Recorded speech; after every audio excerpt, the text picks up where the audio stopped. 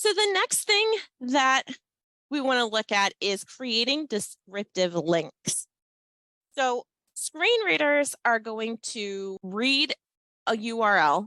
If you put a raw URL in, for example, like this one, it's going to read out that whole thing to the poor user, which sometimes it might not be too bad, but something like this is a long thing for them to have to sit there and listen to, and it doesn't add anything to helping them learn. So we want to use descriptive text, and I'll show you how this is done.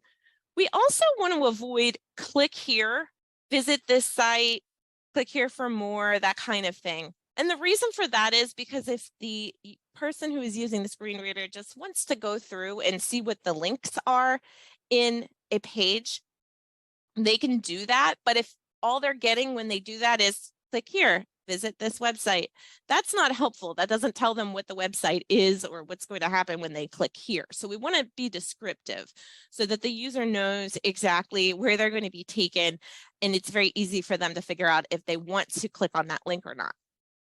And screen readers will typically identify a link before reading it. So before it will read, it'll say link, accessible link, text, and appearance.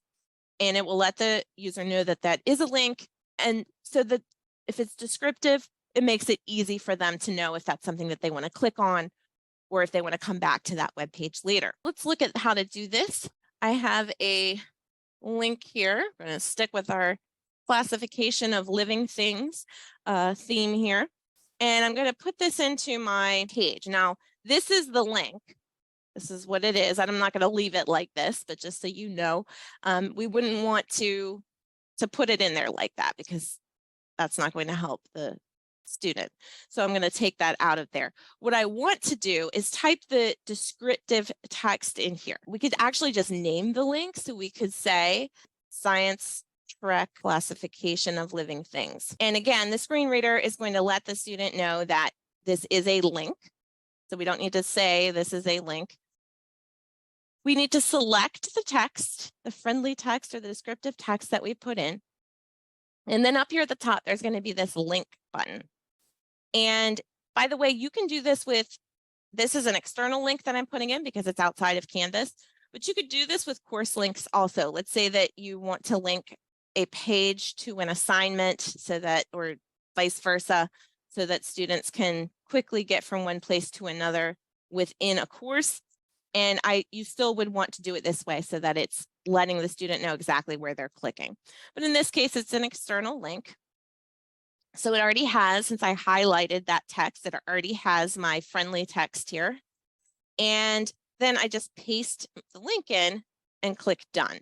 And it's going to automatically put the underline with the blue. That's very important. People are used to that. They know that that generally means a link. So just as another kind of side note, on pages online information, I usually try to avoid underlining things. It's better to bold them if you're wanting to call attention to them, because underline has kind of become the universal sign that something is a clickable link.